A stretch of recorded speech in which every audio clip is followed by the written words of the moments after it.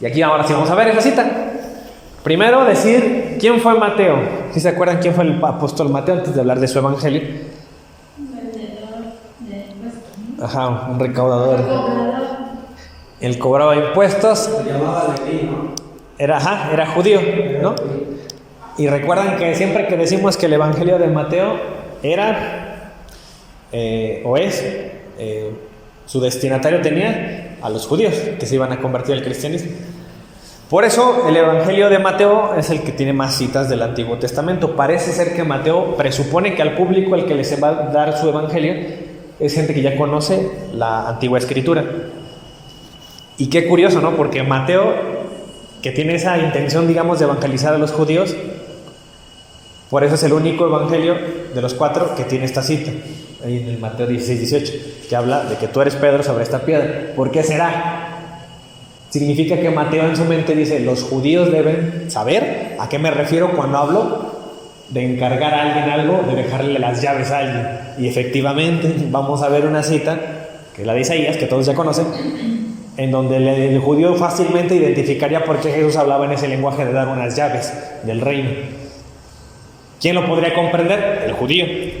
Por eso Mateo escribe de esa manera. Y él rescata esta parte que consideró importante, la fundación de la iglesia y el significado de por qué Simón es Cefas. Vamos a leer desde el verso 13. Y resulta que Jesús dice, viendo Jesús a la región de Cesarea de Filipo, pregunta a sus discípulos diciendo, ¿quién dicen los hombres que es el Hijo del Hombre?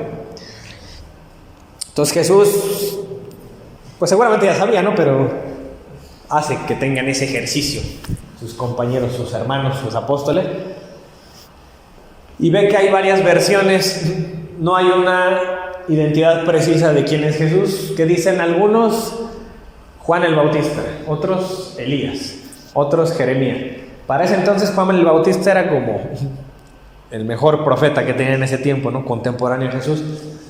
Pero también Elías fue uno de los más representativos de la antigüedad. Entonces, fíjense a qué nivel comparan a Jesús, que eres Elías y otros Jeremías o alguno de los profetas. Entonces toman a Jesús por profeta.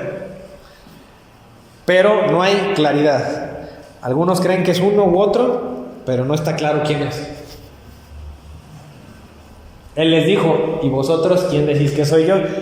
Pero a Jesús le interesa, pero ustedes quién es, o sea, los que ustedes caminan conmigo, díganme ustedes, ¿quién soy yo? Y bueno, ya todos conocemos la historia que acierta Pedro. Dice, respondió Simón Pedro, tú eres el Cristo, el Hijo del Dios viviente. Lo puse en rojo, y vean cómo lo dice. Tú eres el Cristo, el Hijo del Dios viviente. Porque les voy a mostrar unas citas donde ya había personas antes que Pedro que dijeron eso de Jesús. Una declaración muy parecida. Y Jesús no les dijo, bueno, a ti te doy las llaves del reino. No, solo a Pedro. A pesar de que otras personas habían dicho ya lo mismo. Eso es lo que quiero que vean. Es la declaración. Ajá. ¿Por qué? Porque el protestante a veces se va a amparar en decir, no, pero pues, bueno, es que como Pedro le atinó, en ese momento pues pareció como que prefería a Pedro, le dio las llaves, pero en realidad las llaves la tienen todos tienen el poder de atar y desatar, no hay una preferencia por Pedro. Si eso fuera cierto, bueno, ¿qué hay de las otras personas como Natanael, ¿no? Como Marta, como los demonios que también le dijeron, tú eres el Hijo del Dios viviente, también les hubiera dado las llaves, ¿no? También a ellos. Y vamos a ver que no es así. Ahorita menciono esas citas. Dice, entonces respondió Jesús, acierta Pedro, y dice, bienaventurado eres Simón, hijo de Jonás, porque no te lo reveló carne ni sangre, sino mi Padre que está en los cielos. Entonces Pedro, sin darse cuenta tal vez, dijo algo, una revelación del Dios.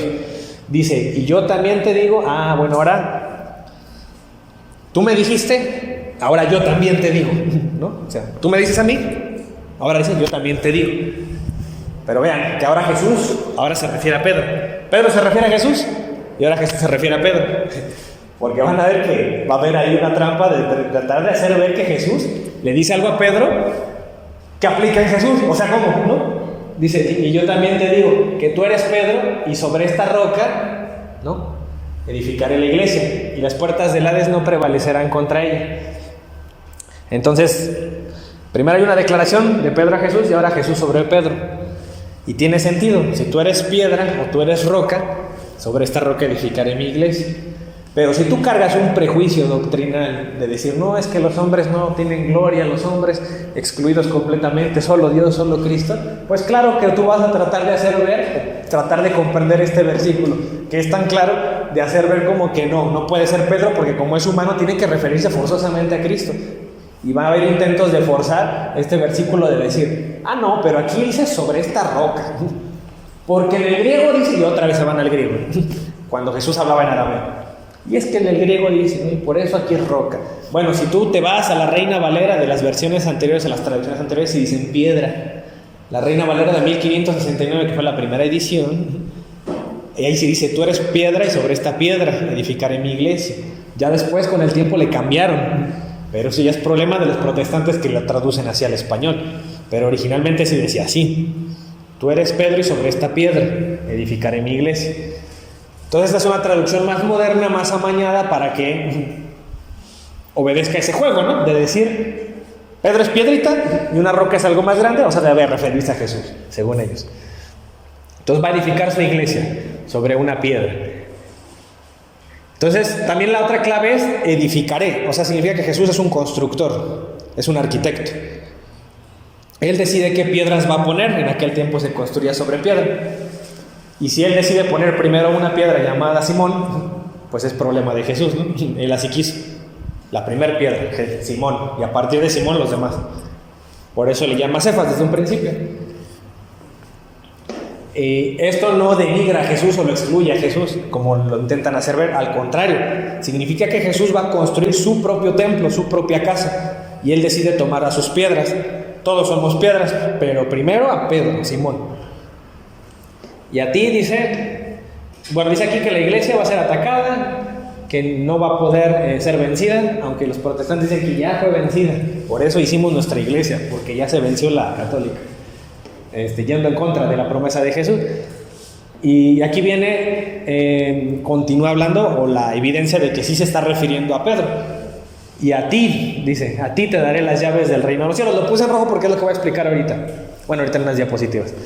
A este tema de las llaves, que el protestante lo lee de rápido y trata de minimizarlo, así como que, bueno, sí le dio las llaves, como si fuera cualquier cosa, llaves del reino, dice. Y yo les dije muchas veces que cuando lean en el Evangelio esta frase reino de los cielos, traten de cambiarlo por iglesia y van a ver que tiene un montón de sentido en muchísimos versículos, porque el reino de los cielos, cuando dice Jesús, ya está aquí entre ustedes el reino de los cielos, es que como que nos imaginamos que el reino de los cielos tiene que ser cuando tú te mueres y ya estás con Dios. No, es que el reino de los cielos para Jesús es desde ahorita, dice que ya llegó el reino de los cielos. Significa que sí, parte del reino es el cielo, pero también parte es aquí en la tierra. ¿Eso a qué se parece? Pues a la iglesia triunfante y la iglesia militante. Eso es del reino de los cielos también, o abarca esa parte. Y aquí dice, y todo lo que atares en la tierra será atado en el cielo, y todo lo que desates en la tierra será desatado en los cielos. Aquí claramente es autoridad. Es como decir, lo que tú digas ahorita aquí, yo te lo respaldo en el cielo, y lo que no digas o lo que no decretes, no queda respaldado en el cielo. Y es súper interesante porque Jesús le está diciendo eso a un hombre. Llegan a los protestantes, pero no, un hombre no tiene poderes.